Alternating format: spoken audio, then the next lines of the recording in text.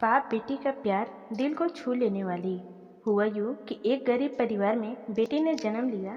जन्म होते ही माँ का स्वर्गवास हो गया। बाप ने बेटी को गले से लगा लिया।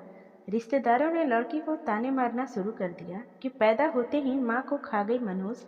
पर बाप ने कुछ नहीं कहा। बेटी का पालन पोषण करता रहा, खेत में काम करता और बेटी को भी खेत पर ही ले जाता। काम भी करता और भागकर बेटी को भी संभालता। रिश्तेदारों ने बहुत समझाया कि दूसरा विवाह कर लो, पर बाप ने किसी की नहीं सुनी और पूरा ध्यान अपनी बेटी के पालन पोषण में लगाए रखा। बेटी बड़ी हुई और स्कूल गई, फिर कॉलेज। हर बार फर्स्ट आती। बाप बहुत खुश होता, लोग बधाइयाँ देते। बेटी अपने बाप के साथ खेत में काम करवाती, फसल अच्छी होने लगी। रिश्तेदार ये सब देखकर चिढ़ने लगे। जो उसको मनहूस कहते थे, वह दिन भी आया जब वह लड़की एक दिन पढ़ लिख कर पुलिस में एसपी बन गई। एक दिन किसी मंत्री ने उसको सम्मानित करने का फैसला लिया और समागम का बंदोबस्त करने के आदेश दिए।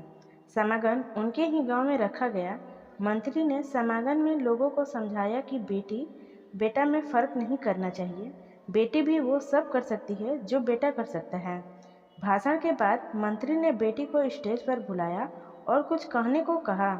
लड़की ने माइक पकड़ा और कहा, मैं आज जो भी हूँ अपने पिता की वजह से हूँ, जो लोगों के ताने सहकर भी मुझे यहाँ तक ले आए।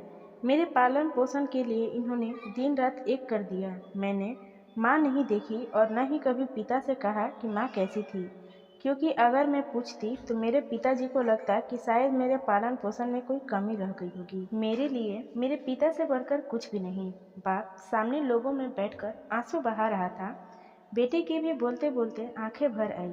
उसने मंत्री जी से पिताजी को स्टेज पर बुलाने की अनुमति ली। बाप स्टेज पर आया और बेटी को गले लगाकर बोला, रोती क्यों हो बेटा? तुम तो मेरा शेर पुत्र है।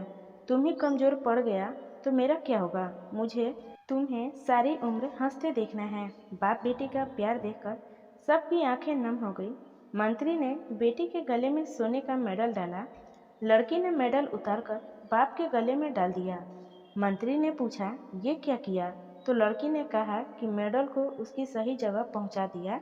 इसके असली हकदार मेरे पिताजी हैं। समागम में तालियां बज उठी। हमेशा की तरह पूरी कहानी सुनने के लिए आपका धन्यवाद। आशा करती हूँ कि यह कहानी आपको पसंद आई होगी। इस कहानी पर आपकी क्या राय है, हमें कमेंट करके ज़रूर बताइए। कहानी पसंद आई हो तो लाइक और शेयर करना बिल्कुल भी ना भूलिए। चैनल पर नए हो तो चैनल को सब्सक्राइब जरूर कीजिए।